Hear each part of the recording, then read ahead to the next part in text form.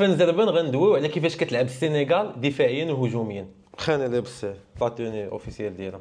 الا بغينا ندويو تكتيكيا، فين السنغال في 6 الماتشات ديالها في لاكوب دافريك لعبات تقريبا بنفس الهويه، بلوك متوسط، انتقالات سريعه، قوه بدنيه عاليه. كيفاش ممكن ندافعوا ضد السنغال؟ بطبيعه الحال ما غنوريوش وليد الكراكي شنو غادي يدير. احسن مدرب في العالم. السنغال كتربح بزاف ديال المساحات في التحولات السريعه، خصوصا عن طريق الاجنحه ديالها. والحل هنا هو الريست ديفنس، يعني ملي يطلع المغرب بهجمه على الاقل يبقاو واحد 3 ديال المدافعين متمركزين من مورا الكره باش نقطعوا اي ترانزيسيون.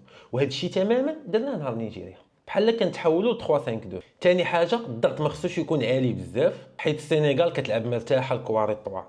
والافضل هو الميد بلوك كومباكت، خطوط متقاربه، تقليص المساحات بين الدفاع الوسط ومنع الكرات العموديه بين الخطوط. وهذا الشيء تا هو درناه نهار نيجيريا. وكيبان لي ان المفتاح ديال الدفاع هو لورينتاسيون ديال البريسينغ، نضغطوا على اللاعب ونوجهوه يدور الكره لجهه اخرى. وهذا الشيء اللي درناه مع اليكس ايوبي، اللي خليناه يخلي الكره واللعب كامل نيجيريا عند كالفين باسي. واهم حاجه ما نوجهوش اللعب للعمق باش نحبسوا اللعب في الاجنحه في الرواق، نفرضوا عليهم يلعبوا لعب عرضي وكيكون سهل في القراءه.